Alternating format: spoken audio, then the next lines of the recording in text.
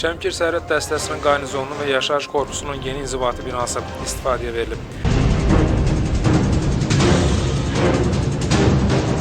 Bununla bağlı keçirilən mərasimdə çıxış edən Dövlət Sərhəd Xidmətinin rəisi General-Leytenant Elçin Quliyev bildirib ki, Dövlət Sərhəd Xidmətinin maddi-texniki bazasının gücləndirilməsinə və yeni sərhəd bölmələrin yaradılmasına xüsusi diqqət yetirilir.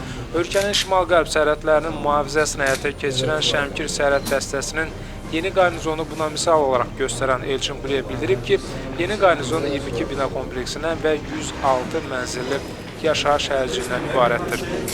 Son illər ərzində Azərbaycan sərhəd mühafizəsində çox ciddi irəliləyişlər vardır.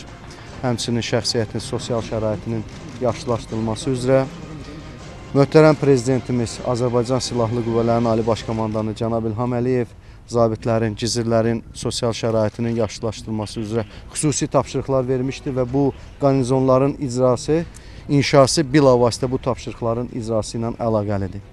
Digər tərəfdən belə şəraitin yaranması xidməti döyüş fəaliyyətinə çox ciddi təsir göstərir və xidməti imkanlarımızı artırır. Son illər ərzində ən müasir texniki avadanlıqlar alınaraq dövlət sərhədinin mühafizəsinə cəlb olunur. Bu da bizim xidməti imkanlarımızı artırır. Mərasimdə Şəmkir Sərhəd dəstəsinin xidmətdə fərqlənən hərbi qulluqçularına medal və qiymətli xatirə hədiyyələri təqdim edilib.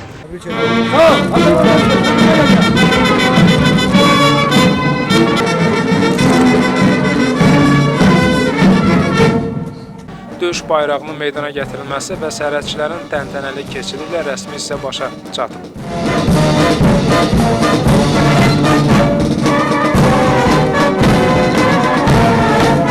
Daha sonra qonaqlar yeni qarnizonda yaradılan şəraitlə tanış olublar. Burada 2 mərtəbəli qərargah binası, 5 mərtəbəli yataqxana, 40 yerlik tibb məntəqəsi, əskər yeməkxanası və idman zalı, eləcə də döyüş hazırlıqlarının təşkili üçün xüsusi şəhərcik yaradılıb.